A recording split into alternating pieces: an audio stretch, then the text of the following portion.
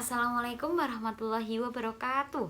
Perkenalkan, nama saya Nanda Putri Kristina, Prodi Sarjana Terapan Gizi Poltekkes Kemenkes Semarang, kelas reguler B dengan NIM P1337431220087 semester 2. Pada video kali ini, saya akan menyampaikan materi tentang pemeriksaan uji kualitas air.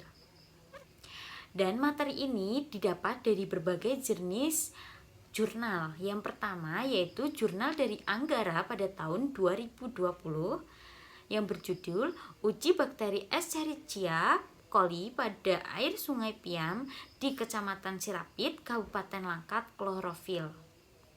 Kemudian yang kedua dari jurnal RN Sunarni pada tahun 2016 Uji Kualitas Air Minum isi ulang di sekitar kampus UIN Raden Fatah, Palembang. Kemudian yang ketiga yaitu ada dari Yu Nasution pada tahun 2019 Uji Kualitas Air Minum isi ulang di Jalan Tuamang, Kota Medan berdasarkan persyaratan mikrobiologi.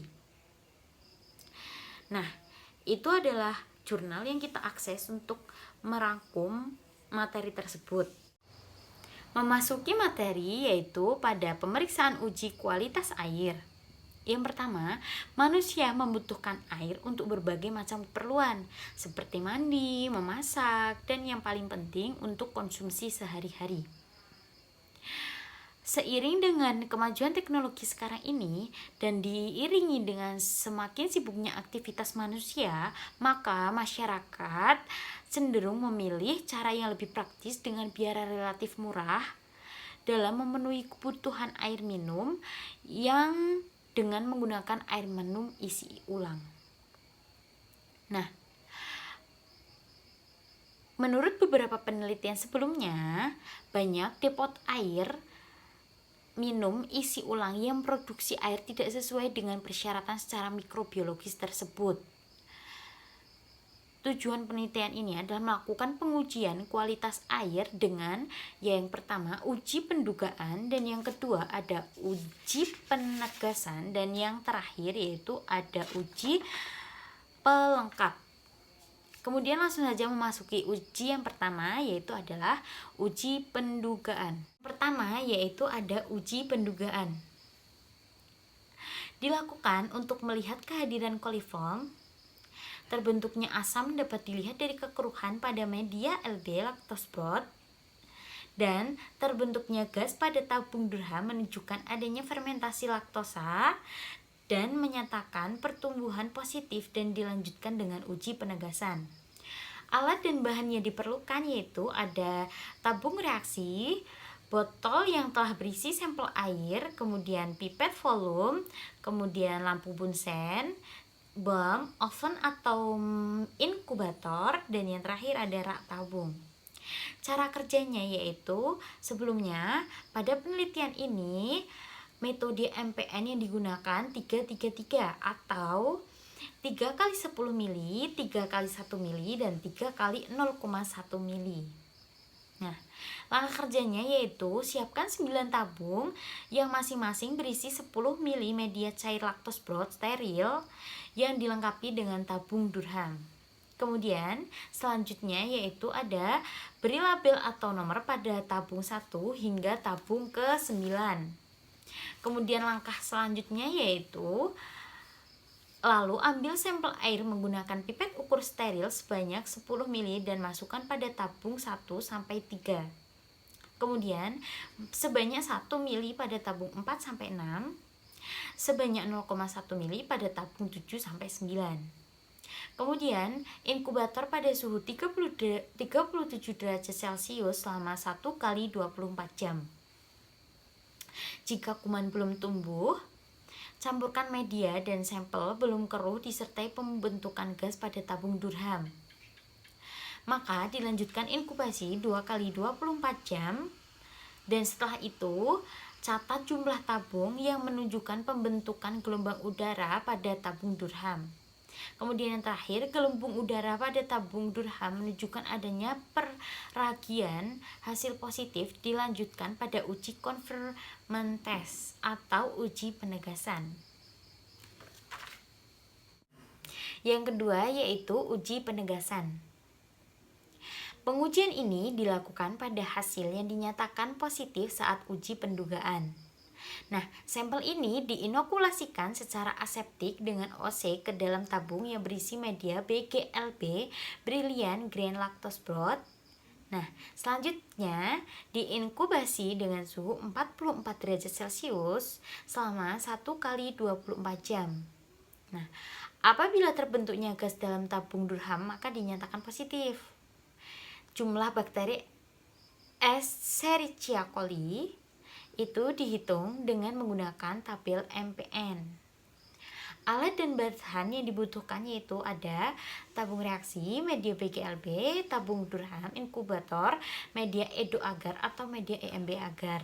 Nah, langkah kerjanya yaitu ada siapkan tabung berisi BGLB sebanyak 10 ml yang sudah disterilisasi dan dilengkapi dengan tabung Durham. Kemudian ada buat media menjadi 2 seri, yaitu seri 1 diinkubasi pada suhu 37 derajat Celcius untuk bakteri coliform. Dan untuk seri 2 diinkubasi pada suhu 44 derajat Celcius untuk bakteri coli fekal. Kemudian, langkah selanjutnya itu inokulasi sampel 2-3 OC dari tabung hasil presumptif tes yang dipositif ke dalam tabung yang berisi BGLB lalu tutup dengan kapas. Langkah selanjutnya setelah itu masukkan ke dalam inkubator 37 derajat Celcius dan 44 derajat Celcius selama 1 kali 24 jam. Pembacaan dilakukan dengan melihat jumlah tabung Durham yang membentuk gas pada masing-masing seri. Nah, catat jumlah tabung yang positif dan cocokkan pada tabung MPN. Kemudian, pada tabung seri 2 yang menunjukkan hasil positif, gas dilanjutkan ke penanaman pada media endo agar atau EMB agar. Kemudian, simpan dalam inkubator dengan suhu 37 derajat Celcius selama 1 kali 24 jam. Dan lihat adanya pertumbuhan koloni warna merah muda pada media edo agar atau hijau kilap logam pada media EMB. Nah, yang ketiga yaitu uji pelengkap. Pada uji pelengkap, tabung yang dinyatakan positif pada tes penegasan diinokulasikan dengan OC ke dalam media EMBA dan diinkubasi pada suhu 37 derajat Celcius.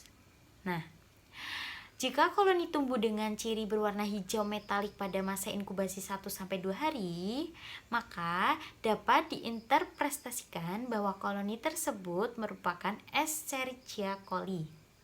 Nah, kemudian pada kompleks tes dilakukan reaksi biokimia yang mana kuman diambil dari pembenihan pada endo agar atau MB agar dan dilanjutkan pada media IM VIC.